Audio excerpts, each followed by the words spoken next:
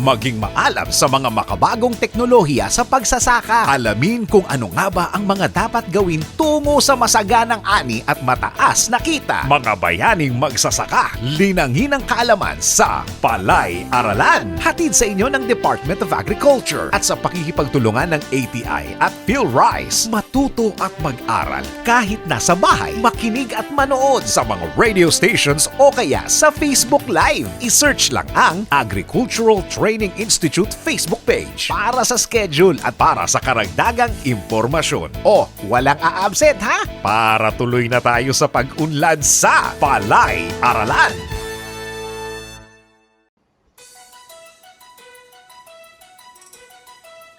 Isang mapagpalayang araw Pilipinas, Diyos Marhainal daw Bicolandia. Welcome po sa isa na namang umatika po at hitik na hitik sa impormasyong talakayan sa pagsasaka. Ang Palay Aralan sa makabagong pagsasaka sa Himpapawid o ang ating School on the Air on Smart Rice Agriculture. Dito po sa probinsya ng Albay, the land of the world most perfect corn. Hatid po sa inyo ng Department of Agriculture sa pakikipagtulungan ng Agricultural Training Institute ATI, PhilRice, APAW, at ng mga lokal na pamahalaan ng 15 munisipyo at 3 siyudad dito sa probinsya ng Albay. Ito po ang inyong lingkod, si Kuya Mike. Tayo po ay napapakinggan sa impila ng mga radyo dito sa Albay, sa unang distrito, DWKN 1 Radio, 98.3 News FM, tuwing Sabado at Linggo sa ganap na alas 12 hanggang alauna ng hapon. Sa pangalawang distrito naman po, DCGB 729 kHz tuwing Sabado at Linggo sa ganap na alauna hanggang alas 2 ng hapon. At sa pangatlong distrito naman ay sa DWBC Radyo ng Libon 95.7 Fresh FM tuwing Sabado at Linggo sa ganap na alauna hanggang alas 2 ng hapon. Ito po ay tatakbo at magiging po natin to na isang oras tayo magsasama-sama sa araw ng Sabado at Linggo sa loob ng 3 buwan at sabay-sabay na matututo sa mga makabagong teknolohiya sa pagsasaka o ang Smart Rice Agriculture. Gandang buhay po sa ating 2,000 farmer enrollees at syempre ang kanilang mga SOA coordinators na nanggaling sa 15 munisipyo at 3 siyudad dito sa lalawigan ng Albay. Magandang araw, bayan ng Tiwi, Malinaw, Malilipot, Santo Domingo, Bakakay, Kamalig, Daraga, Manito, Rapu-Rapu, Ulanggi, Libon, Huas, Kinubatan, Pio Doran, Tubillar, at mga siyudad ng Tabaco, Legazpi, at Ligao. Ngayon pa lang kami po ay taos-pusong nagpapasalamat na sa inyong pagsuporta at pagpapahalaga sa mga adikain ng kagawaran ng pagsasaka. Tayo rin po ay nasusubaybayan via YouTube. Just follow us on our official account, ATI Bicol #Survey Channel at FB page ng ATI Bicol at syempre sa mga FB page din ng ating mga partner radio stations dito sa probinsya ng Albay. So ngayong araw po ay umpisa na natin ang Lesson 1 na may kaugnayan sa pagbabago ng klima or climate change. Kaya sama-sama nating pakinggan at panoorin upang matuto sa Smart Rice Agriculture. Palay Aralan. Palay Aralan sa Radyo. School on the Air program ng Department of Agriculture.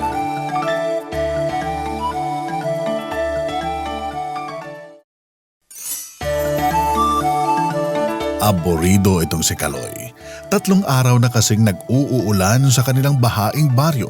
Pangamba niya ay baka hindi raw makarecover ang kanyang nalubog na palayan lalo na at nagsusuwi pa lang ang mga ito. Kung bakit ba naman kasi ang dalas ng pag-ulan dito sa amin? Tapos tuloy-tuloy pa. Buti sana kung mahina lang. Naku, paano na yan? Nagsusuwi pa ang palay ko 3 araw nang hindi humuhupa ang tubig. Ay sus, Ginoo! Anong eksenang drama ba yan, asawa kong Kaloy? Ang aga-aga pa ay panay na ang sentimento mo riyan. Huwag kang mag-alala, Kaloy. Makaka-recover ang palay natin sa paglubog na yan. 3 araw pa lang naman lumalangoy ang palay Nag-aalala ka na agad-agad. Marga, naririnig mo ba yung sarili mo? 3 araw ng lubog ang palayan natin. Nagsusuwi pa lang ang mga yan. Baka masayang lang ang mga pinaghirapan natin sa pagtatanim ng mga yan. Naku naman, kabiyak ng puso ko. Tama ka, 3 araw ng lubog sa tubig ang palay natin. Tama ka ulit na nagsusuwi ang ating palay. Pero maniwala ka, Kaloy, makaka-recover pa yan. NSIC RC194 o yung tinatawag na Submarino 1 ang variety ng ating palay. Iyong palay na marunong sumisid. Anong ibig mo sabihin? Bakit naman makaka-recover sa paglubog ang variety Submarino 1? Nakalimutan mo na ba? Iyan ang pabatid ng DA Phil Rice. Sabi ng mga eksperto ay magtanim ng mga varieting matibay sa mga lugar na nalulubog. Ang sabi pa nga ay kahit abutin pa ng 2 linggong nakalubog ay hindi malulusaw ang Submarino 1 basta't nagsusuwi pa lamang. Ganun ba? Mabuti na lang at may mga variety ng palay na pwede sa nalulubog na palayan. Balik na garod tayo sa kwarto. Hindi na ako mag-aalala. Matulog pa tayo at maaga pa. Total, matibay naman pala sa lubog ang palay natin. Anong matulog ulit? Naku Kaloy, magsaing ka na nga ng agahan natin at itutuloy ko pa ang panaginip ko. Ang ingay mo kasi. Nagising tuloy ako.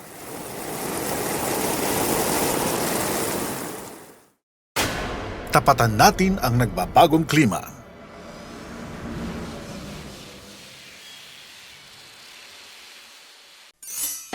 Ang abnormal na pagbabago ng klima o ang tinatawag na climate change ay bunga ng mga pangyayari sa kalikasan at mga gawain ng tao tulad ng pagsusunog, paggamit ng maruming enerhiya at gasolina at sobrang paggamit ng kemikal na pataba at pestisidyo sa agrikultura. Ang pabago-bagong klima ay lubang nakaaapekto sa palay. Nagiging maiksi ang mga uhay at payat ang mga butil kung kapos sa tubig ang palayan. Dagdag pa riyan, madali rin itong atakihin ng sakit na rice blast. Kapag malimit lubog ito sa tubig naman ay kadalasang kakaunti magsuwi, madaling tumumba at gustong-gustong kapitan ng sakit na bacterial leaf blight.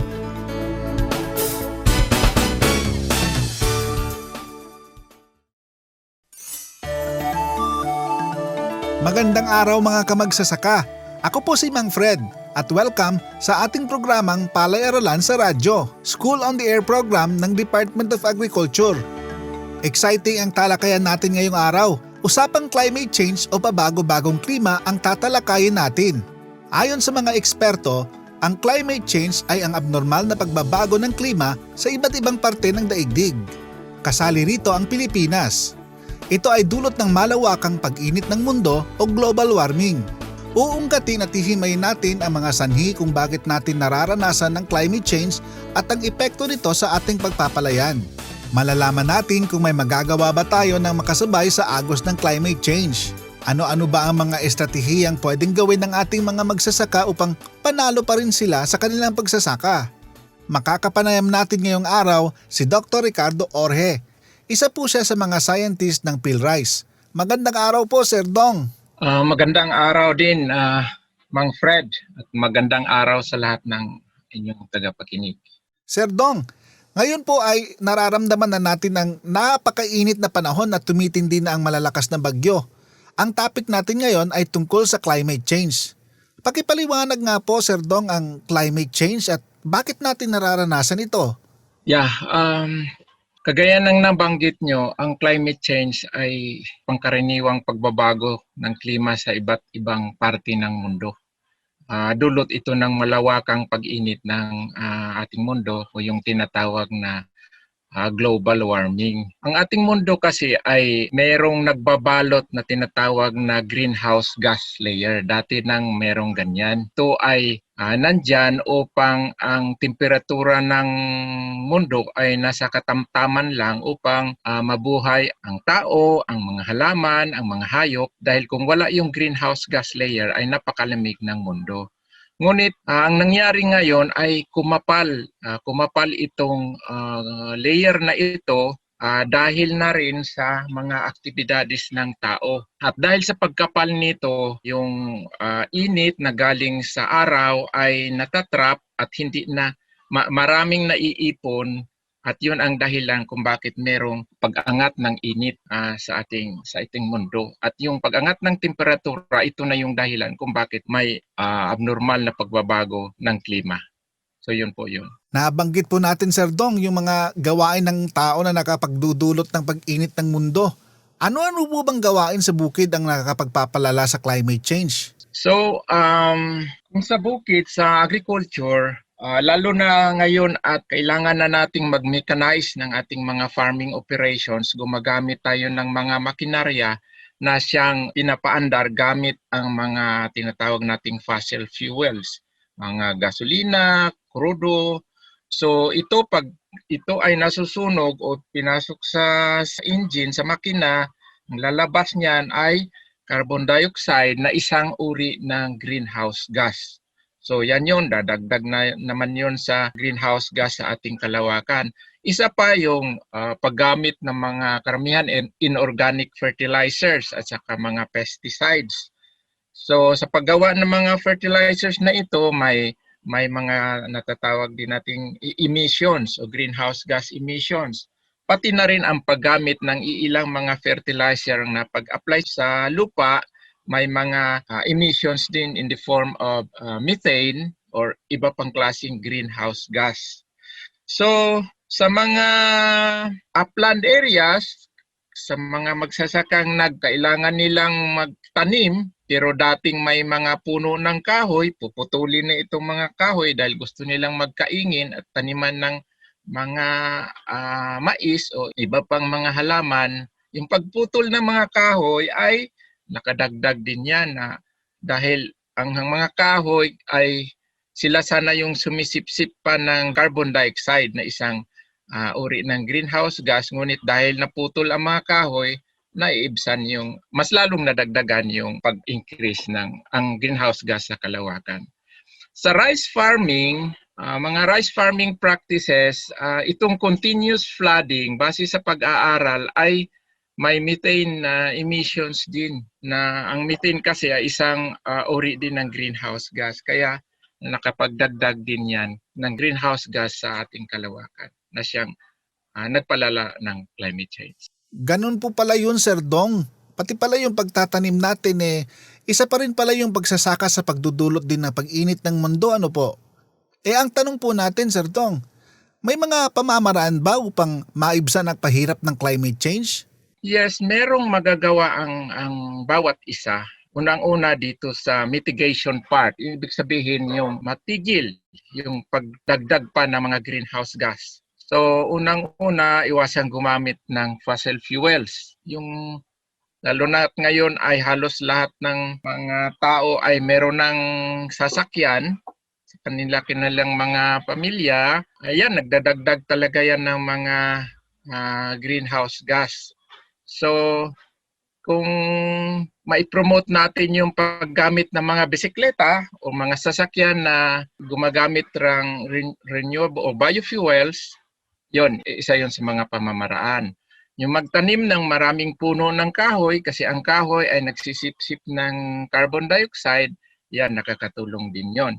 Yan yun sa part ng mitigation. Dito naman sa kung paano natin malabanan itong mga epekto na nandyan na, halimbawa tagtuyo, tag-ulan, lakas na bagyo, ay kailangan talaga nating mag-adapt, kailangan nating mag-adjust. So may mga teknolohiya ngayon makakatulong upang maibsan ang mga pagpahirap ng climate change. Ang isa pa, gawing mas productive ang mga practices natin sa bukid. Halimbawa, kung kinakailangang i-maximize pa ang gamit ng lupa at kung ano pang mga ibang mga income generating activities na magagawa upang magkaroon ng mga sapat na income na makapag-response pa. Marami tayong options to respond dito sa climate change. Mayroon po palang tinatawag na mitigation sa adaptation, ano po? Sir Dong, ano-ano po yung maaaring gawin para mapagaan ang hindi po kanais-nais na epekto ng climate change? Dito para sa ating mga magsasaka, ang number one talaga naming na-advocate yung mag-diversify ng mga farming activities. Huwag lang magpalay, kundi gamitin yung mga ibang space sa kanilang bukid para taniman ng ibang crops o anumang mga activities na para magkaroon sila ng iba pang sources ng income. Kaya pinopromote namin itong palayamanan na kung saan magtanim ng palay, tapos yung ibang mga space, taniman ng ibang crops, ng mga short duration crops, high value crops. Yung ibang mga pwede pang maggamit na space, pwede mag-raise ng manok, pwedeng mag-raise ng tilapia. Yung mga byproducts ay magagamit natin upang mabawasan yung mga gastusin sa bukid. Halimbawa, yung rice straw natin, after maani ang palay ay magagamit natin sa mushroom production na siyang dagdag kakitaan din. At pati na rin doon sa vermicomposting. So, number 1 ay yung mag-diversify ng sources ng income. Pangalawa, i-maximize yung income na ma-generate per unit space sa area. Halimbawa, kung pwede tayong mag-process, kung pwede sa halip na raw product ang ibenta natin, baka pwede pa siyang i-process para mas mataas ang kanyang value o yung tinatawag na value adding technologies pwede natin ma-apply sa ating mga operations sa bukid. Ang iba pa ay gumamit tayo ng mga tinatawag nating climate smart technologies or technologies for climate change adaptation. Isa na dito, halimbawa yung alternate wetting and drying. Ang palay ay mahilig sa tubig. Gusto niya palaging maraming tubig. Pero base sa pag-aaral, hindi kailangang palaging babad ng tubig ang bukid. So pwedeng may alternate wetting and drying na tinatawag at ito ay nakakabawas ng pangangailangan ng tubig lalo na sa panahon ng tagtuyo na kung saan ay limitado ang supply ng tubig. Ang isa pa, gumamit ng mga teknolohiya na nag-address ng mga specific na concern sa climate change, mga hazards. Halimbawa, panahon ng matinding tagtuyo, maaring hindi na pwedeng magtanim ng palay dahil magastos sa tubig, kundi magtanim na lang ng ibang crops, high value crops or short duration crops, mga vegetables. Dito, maraming mga teknolohiya kagaya ng mga efficient irrigation system, drip irrigation system na magamit natin upang ma-maximize yung gamit ng tubig na napakalimitado ang supply sa mga ganong sitwasyon. So may mga teknolohiya po tayong magagamit upang mapagaan ang mga di ka nais na epekto ng climate change. Ayun, napakarami po pala ng pwedeng gawin. Doon pa lang po tayo sa pagpapalay, Sir Dong. Iyon pong nabanggit natin kanina, syempre sa pagpapalay usapan natin. May mga variety po ba ng palay na pwede nating sabihin na matatag sa climate change, Sir Dong? Ay, opo, Mang Fred. May mga varieties tayo na matatawag nating matatag. Malawak lang itong climate change. Saklaw natin yung tagtuyo, matinding tag-ulan.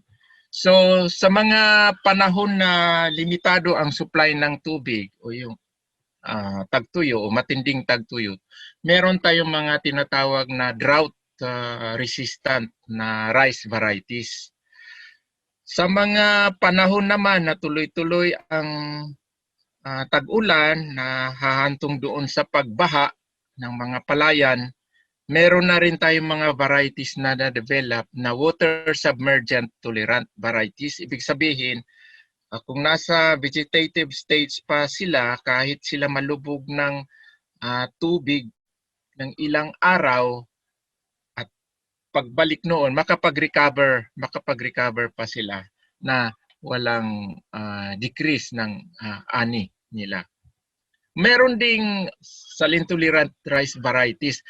Yung pagpasok ng tubig alat sa mga rice fields kasi karamihan ng ating mga rice fields ay nasa coastal areas.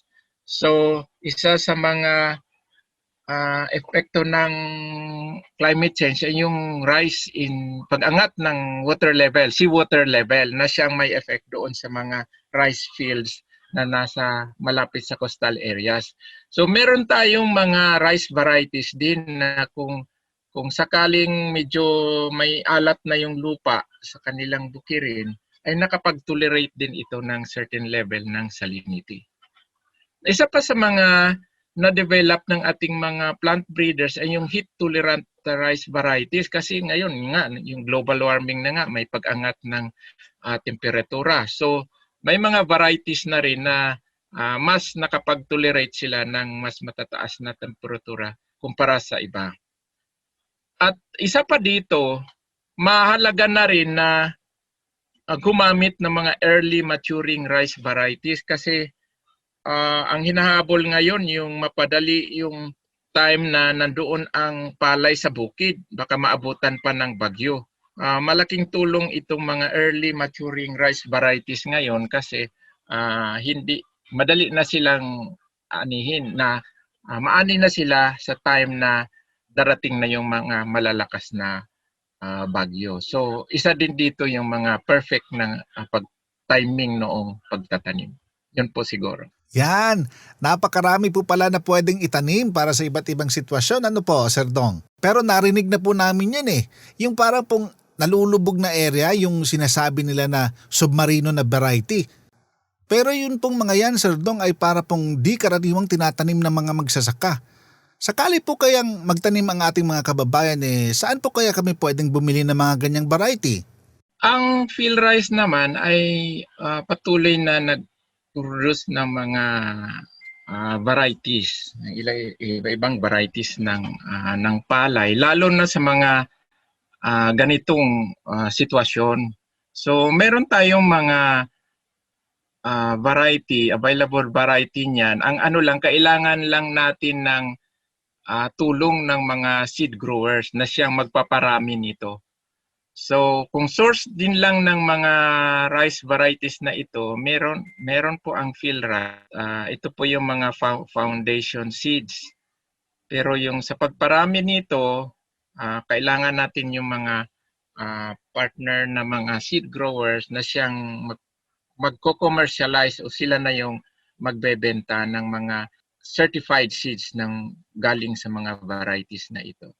At siguro, maaring banggitin nyo na rin yung malaki kasi ang tulong ng tech center natin dito sa mga information related sa availability ng mga rice varieties natin. Tama po, Sir Dong. Kasi pag gusto namin bumili ng binhi ay magte-text lang po muna kami sa text center ng PhilRice. Kabisado po namin yung number na yan. Ang numero po ay 0917-111-7423. Sa pag-text o pagtawag sa PhilRice Text Center ay malalaman mo ang mga katangian ng isang variety at kung available pa ito. Sir Dong, baka may karagdagang mensahe pa po sila sa ating mga tagapakinig. Sige po. Sa ating mga tagapakinig, ang climate change ay ito yung matatawag din nating new normal. Actually, wala pa itong COVID-19 pandemic na siyang tinatawag nating new normal. Ang original na new normal ay ang climate change. Kasi nandyan na yan, hindi na nating pwede baliwalain. So, kailangan nating mag-adjust ang ating mga pamamaraan sa bukid. Kailangan nating i-adjust para malabanan, maibsan yung hirap dulot ng climate change na ito kasi magtatagal ito at hindi ganun kadali na maibalik yung dati kasi ang pagkapal ng greenhouse gas kung paano solusyonan yan ay isang global effort. Hindi natin masolusyonan na tayong mga Pilipino lang, kundi lahat ng mga tao sa mundo. So, kung nakaranas tayo ng malalakas na bagyo, ibig sabihin yan, hindi lang yung nakalipas, kundi posible pang mararanasan yan in the future na kailangan din nating paghandaan. Yung mga matinding tagtuyot na yan, El Nino, La Nina, ay babalik at babalik yan. Kaya kailangan din nating paghandaan gamit ang mga makabagong teknolohiya sa bukid. Magandang araw po. Ayan, napaka-informative po ng ating talakayan. Maraming salamat po, Sir Dong, sa pagpapaunlak po ninyo para i-discuss po yung climate change sa atin pong mga kababayan. Magandang araw po sa inyo at mabuhay po kayo, Sir Dong. Mainam nang maging handa ang ating mga magsasaka sa banta ng climate change o pabago-bagong klima nang masigurong maging tuloy-tuloy pa rin ang matagumpay na pagsasaka. Kailangan nating makiangkop o makibagay sa ekolohikal, sosyal at pang-ekonomiyang sistema sa pagtugon sa climate change. Ito yung tinatawag na paraang adaptation. Isang halimbawa nito ang pagtatanim ng mga variety ng palay na matibay sa tuyot o baha. Maaari rin naman ang paraang mitigation kung saan tayong mga tao ay kumikilos upang maiwasan o mabawasan ang pangmatagalang panganib ng climate change. Isang magandang halimbawa ng mitigation ay ang epesyenteng paglalagay ng pataba sa lupa. Kaya naman, may climate change man o wala, kakayanin nating mga Pilipinong magsasaka. Kailangan lamang maging bukas tayo sa mga teknolohiyang makasasabay sa pabago-bagong klima.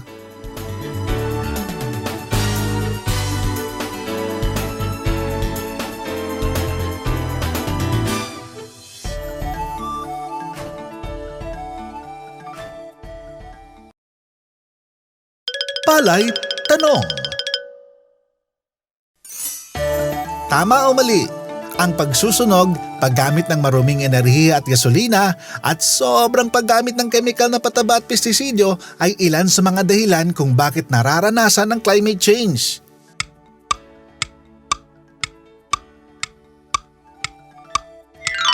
Sagot? Tama! Palay Kaalaman. Bukod sa maaksaya ang paglalagay ng sobra-sobrang nitroheno sa palayan, alam mo bang ito ay naglalabas din ng nitrous oxide, isang uri ng greenhouse gas?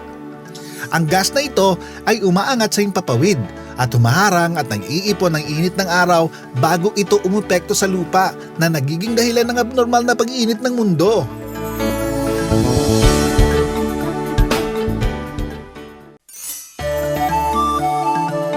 Nagkakatampuhan na naman ang magkasintahang sina Badong at Basya. Drama ni Badong ay pabago-bago ang mood nitong Basya.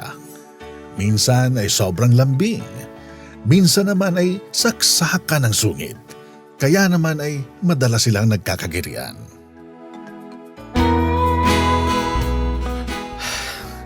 May topak na naman tong si Basya. Ubod ng sungit. Tinanong ko lang kung kumain na. Ang sagot ba naman sa akin malamang at alauna na. Ay nako, kung hindi ko lang mahal itong si Basya, mapupundi na ako. Nakakayamot talaga to si Badong. Alam naman niyang halos mamutla na ako sa gutom, tatanong-tanong pa. Di na lang ako pinakain agad. Nasira tuloy ang araw ko. Samantalang kaninang umaga, ang saya-saya niya, sweet na sweet at ang lambing-lambing pa. Paring Badong naman, yan ang new normal ngayon. Kumbaga sa panahon, may climate change, nagbabago-bago ang klima. Kailangan ay gawa ng paraan ng makasakay, makaangkop o kaya naman ay maiwasan ang paglala ng problema. Para sa pagsasaka lang yan na nakararanas ng climate change. Ang dami mong alam at nai-relate mo pa sa climate change si Basya ako. Oo naman Badong, kagaya ng problema mo kay Basya na nagbabago ang klima. Mood pala. Ay ganyan din ang kinakaharap ng magsasaka. Sa minsan, matinding tuyot o El Nino o kaya naman mahabang pag-uulan na La Nina ay kailangan maging handa na gumamit ng mga teknolohiyang akma para sa mga kondisyong yan. Sumali ka na nga rin sa School on the Air ng Department of Agriculture nang marami kang matutunan. Nakahandang teknolohiya laban sa La Nina at El Nino. Alamin. Climate change nga ang tawag sa abnormal na pagbabago ng klima. Minsan ay sobrang tagtuyot at minsan naman ay madalas at tuloy-tuloy ang pagulan, kahit wala sa panahon. Minsan ay binabansagan itong siyam-siyam na ulan. Ang abnormal na pag-init ng panahon ay nagdudulot ng kakaunting ulan o matinding tagtuyot na tinatawag na El Nino. Kabilang sa masamang epekto ng El Nino sa palayan ay ang kakaunting mga suwi, bansot na palay, kakaunti at disiksik na mga butil na siyang humahantong sa kakarampot na ani at di maaasang kita ng mga magsasaka. Dadami at obligado ang importadong bigas. Mabuti sana kung laging sagana ang bigas sa mga inaangkatang bansa. Samantala, ang madalas at mahabang mga araw na maulan, mas maraming habagat at bagyo At mas malamig ang hangin ay tinatawag na La Nina.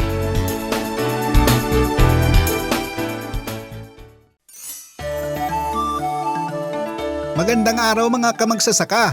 Ako po si Mang Fred at welcome sa ating programang Palay-Aralan sa Radyo, School on the Air program ng Department of Agriculture. Usapang El Nino at La Nina naman po tayo ngayong araw. Usapang matinding tagtuyot na tinatawag na El Nino at matinding tagulan o tinatawag na La Nina ang tatalakayin natin. Exciting ang balitaktakan dahil kikilatisin at hihimayin natin ang mga teknolohiya sa pagpapalayan na angkop sa El Nino at La Nina. Kaya naman, tutok lang at sabay-sabay tayong matuto. Makakapanayam natin si Dr. Ricardo Orhe, isa po siya sa mga scientists ng PhilRice. Magandang araw po, Sir Dong. Magandang araw din, Mang Fred, at sa lahat ng ating mga tagapakinig. Ayan, usapang tag-ulan at tag-init po ang pag-uusapan natin. Pero ito ay kakaibang ulan at kakaibang tag-init o tagtuyot. Pakipaliwanag nga po, Sir Dong, yung ano po ba ang pagkakaiba ng El Nino at La Nina? Unang-una, ang El Nino at La Nina, ang pinakaugat talaga nito ay yung fluctuating na o pabago-bagong temperatura sa karagatang Pasipiko, yung tinatawag na Equatorial Pacific Ocean. So habang umiinit kasi ito, tuloy-tuloy na pag-init o di kaya tuloy-tuloy na paglamig, ang katapat niya atmosphere ay ganon din, naapektuhan din. Mayroon ding tuloy-tuloy na pag-init o di kaya tuloy-tuloy na paglamig na siya namang nakakaepekto ng klima sa iba-ibang bahagi ng mundo. So pag sinasabing El Nino, may tuloy-tuloy na pag-angat ng temperatura yan. Pag sinasabi namang La Nina, may tuloy-tuloy na pagbaba ng temperatura. So ano naman ang epekto niyan sa Pilipinas? Dito sa Pilipinas, pag sinabing El Nino ay sobrang tagtuyot. At ang La Nina naman ay ang kabaliktaran ng El Nino ay sobrang tag-ulan. Ibig sabihin, pag panahon ng El Nino, iasahan natin yung maaring magkaroon ng kakulangan sa supply ng tubig. At panahon naman ng La Nina ay sobra-sobra tuloy-tuloy na pag-ulan na siya magdudulot ng baha sa iba-ibang lugar ng Pilipinas. Sir Dong, nabanggit po natin yung matinding init at palaging buhos ng ulan. Ano-ano po ba ang epekto nito sa palay kapag panahon ng El Nino o kaya panahon ng La Nina? Alin man sa dalawa ay may masamang epekto sa palay. So halimbawa, kapag panahon ng El Nino, matinding tagtuyot, so nandoon yung kakulangan sa tubig. So alam naman natin na ang palay ay nangangailangan ng maraming tubig mula sa land preparation hanggang doon sa pag-ani.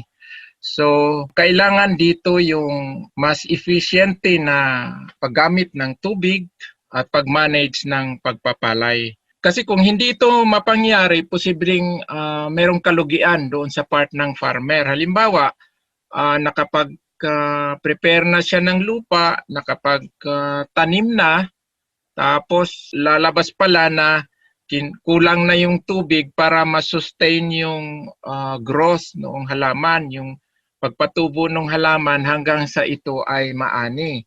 So, lalabas dyan na malulugi si farmer kasi wala siyang maaani. Dito naman sa La Nina, kung hindi ito ma-manage ng husto, maaring mababaha yung palayan at maabunda na yung palayan, wala talaga siyang ma-produce, maani, na siyang, siyempre wala din siyang kikitain. So, alin man sa dalawa ay kailangang i-manage o paghandaan upang walang masamang negatibong epekto doon sa kabuhayan ng ating mga magsasaka. Ayun! So talagang mahirap talagang i-manage kapag kalikasan ng problema. Doon po sa ganyang sitwasyon, Sir Dong, may nakahanda ba tayong teknolohiya sa pag-adapt sa El Nino o kaya sa La Nina? Opo, Mang Fred. Kasama po ito sa mga teknolohiya, mga dinidevelop naming teknolohiya upang malabanan itong epekto ng El Nino at La Nina.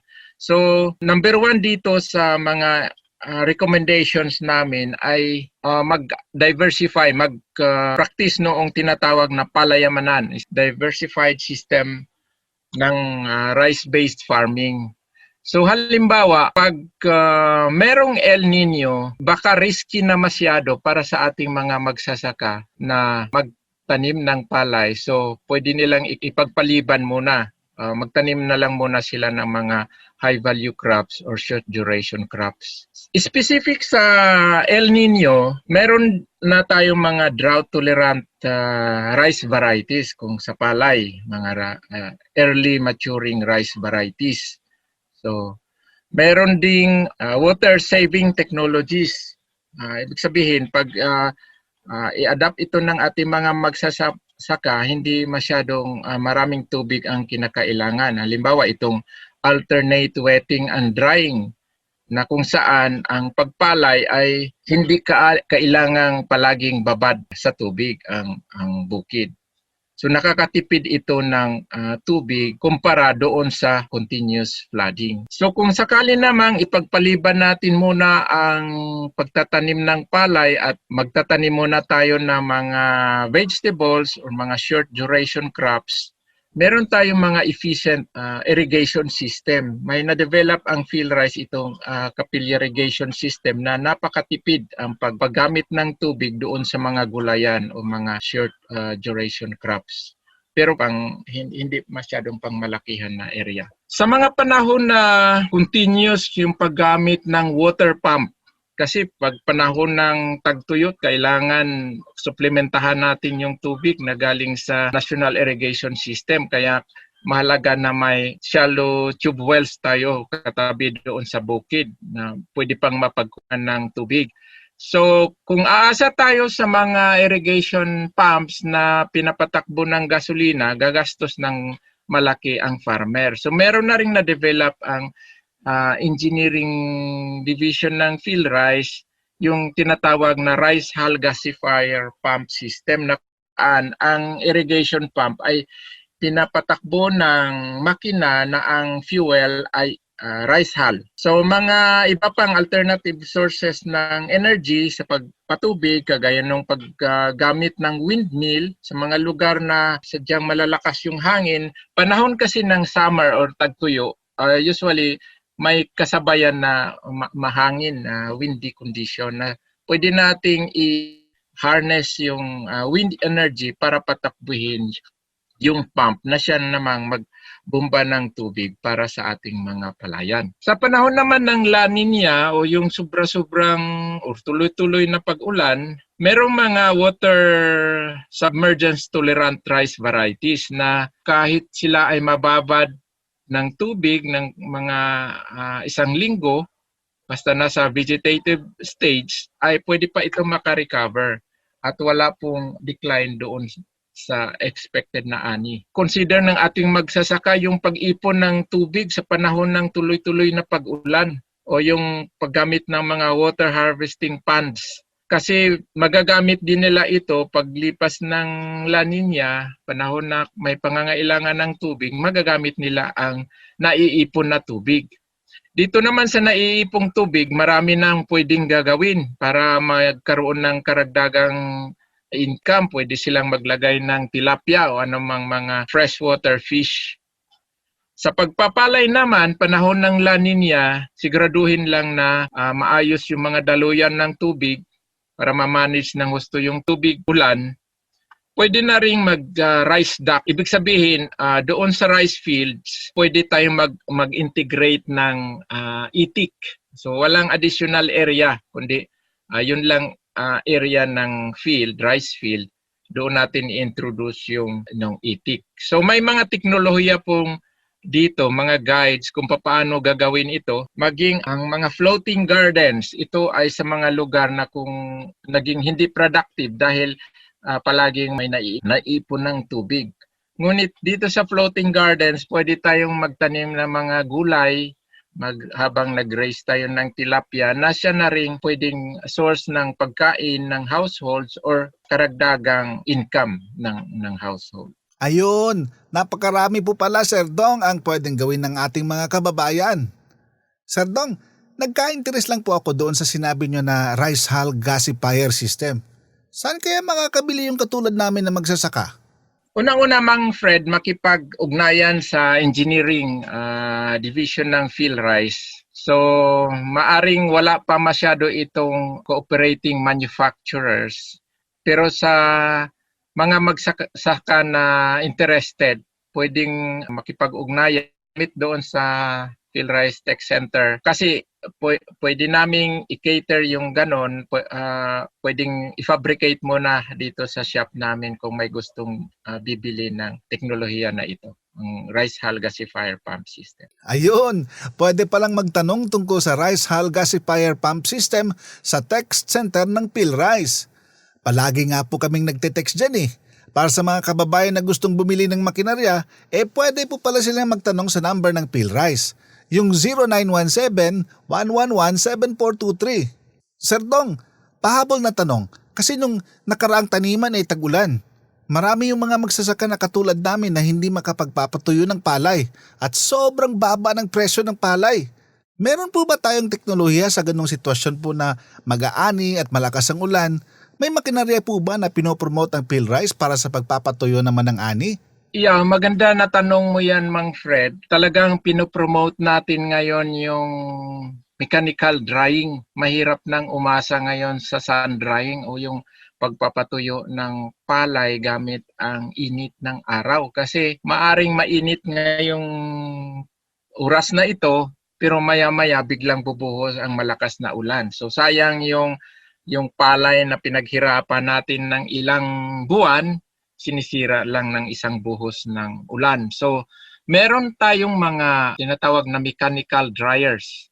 Actually, hindi lang PhilRice, kundi may pati mga ibang ahensya ng gobyerno ay may mga na-develop ng mechanical dryers. Pero dito sa PhilRice, meron tayong flatbed dryer na ang kapasidad ay 6 tons sa isang subuan na pwedeng matuyo yung palay sa loob ng 6 hanggang 8 oras. So meron din yung reversible dryer, ganun din ang kapasidad. Itong mga ito ay pwedeng i-recommend namin sa mga kooperatiba. Pwedeng bumili ang kooperatiba nito para mapakinangan din ng mga miyembro. Pero sa mga individual farmer na interested, ganon din uli, makipag-ugnayan din lang kasi sa ngayon hindi ko memorize yung mga kung saan itong mga cooperating manufacturers natin sa teknolohiyang ito, kundi makipag-ugnayan din uli gamit ang PhilRice Tech Center. Ayun, napakaganda po ng usapan natin kasama si Sir Dong. Baka may mga dagdag pa po kayong mensahe para sa ating mga kababayan tungkol po sa ating napag-usapan. Ngayong may climate change, siguro advice ko sa ating mga magsasaka, Mang Fred, ay alamin nila yung kondisyon ng panahon sa mga susunod na araw o buwan. So, nandyan ang ating pag-asa sa mga may access ng internet, may mga advisories usually doon at nakikita nila kung may parating na El Nino o may parating na La Nina. Usually El Nino ang tinitingnan dito at ine-expect na after daw ng El Nino ay may kasunod na La Nina. So mahalaga yung impormasyon na makuha doon. Minomonitor bago ma-declare na may El Nino sa Pilipinas ay matagal nang pinagmanmanan yan ng ating pag-asa. Dito, nakakatulong ito upang mapaghandaan ang mga fenomeno na ito. Napakagandang advice po, mag-monitor muna ng panahon. Sabi pa nga po ni Sir Dong kailangang mapaghandaan. Kaya gamitin po natin mga teknolohiya natin ngayon para ma-forecast natin kung ano po yung mangyayari sa susunod na buwan sa ating panahon. Maraming salamat po sa inyo, Sir Dong. At nawa po ay patuloy namin kayong makasama sa pagbibigay impormasyon sa ating mga kababayan, lalo na sa ating mga magsasaka. Maraming salamat po. Walang anuman, Mang Fred, at maraming salamat din po. Isa pong honor sa akin makapag-share ng mga kaalaman.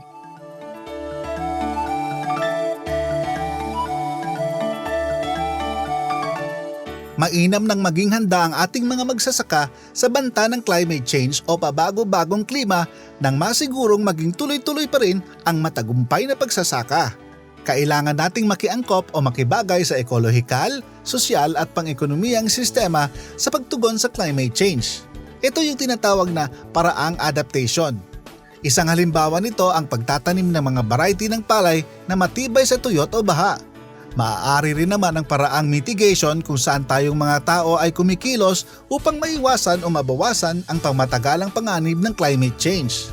Isang magandang halimbawa ng mitigation ay ang epesyenteng paglalagay ng pataba sa lupa. Kaya naman, may climate change man o wala, kakayanin nating mga Pilipinong magsasaka. Kailangan lamang maging bukas tayo sa mga teknolohiyang makasasabay sa babago-bagong klima.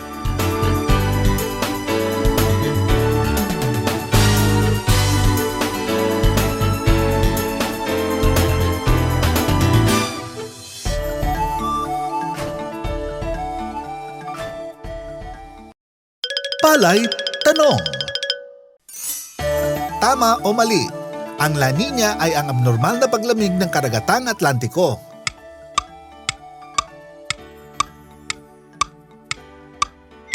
Sagot: mali. Ang La Nina ay ang abnormal na paglamig sa karagatang Pasipiko. Walang kinalaman ng Atlantiko sa La Nina. Palay Kaalaman.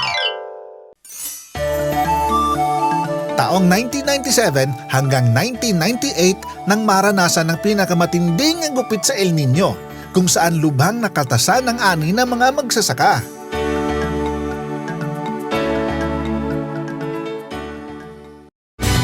Para sa karagdagang impormasyon sa pagpapalayan, mag-text o tumawag sa DA PhilRice Text Center bilang 0917-111-7423. I-like din ang DA PhilRice at Department of Agriculture Facebook pages nang updated ka sa usaping pagpapalayan.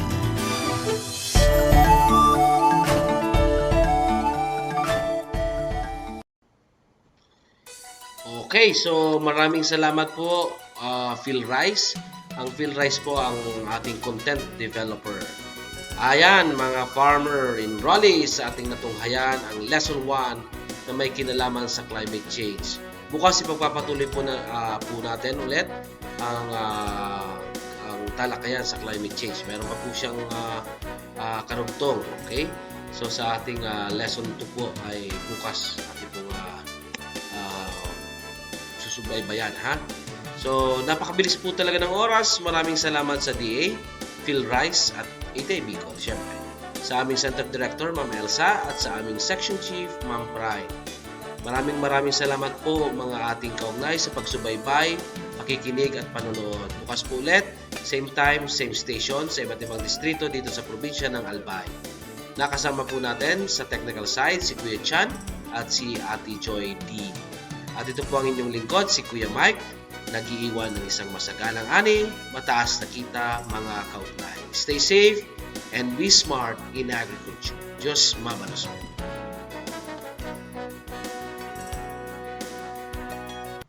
O ayan, may bago ka ng alam. Lahat yan natutunan sa Palay Aralan. Maging handa sa anumang hamon ng panahon, kaya't ibahagi na ang mga natutunan. Pero mas maganda, imbitahan mo na sila sa susunod na enrollment para magkasama na kayo. Hatid sa inyo ng DA at sa pakikipagtulungan ng ATI at PhilRice. Tandaan, maging matalinong magsasaka sa Palay Aralan.